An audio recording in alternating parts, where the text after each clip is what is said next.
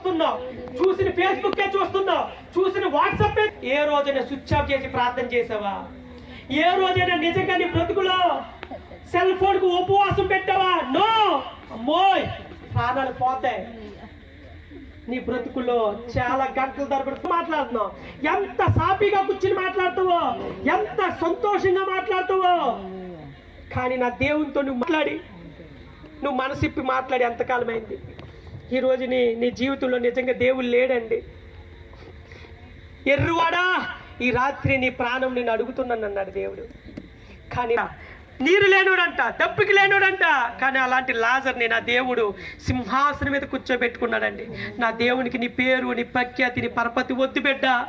నా దేవునికి కావాల్సింది నీ జీవితం. ఈరోజు నువ్వు జీవితం మార్చుకుని వెళ్తే చాలు, నీ బ్రతుకు మార్చుకుని వెళ్తే చాలు.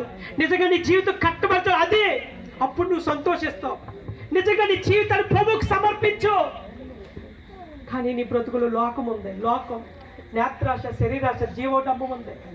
కానీ దేవుని చిత్తం చేయబడి నిరంతరము నిలుస్తాడంట. నేత్రాశ, శరీరాశ, జీవోడంబము అయ్యో గతించిపోతాయంట. ఈరోజు నువ్వు నిజముగా మారు మనసు పొందాలి.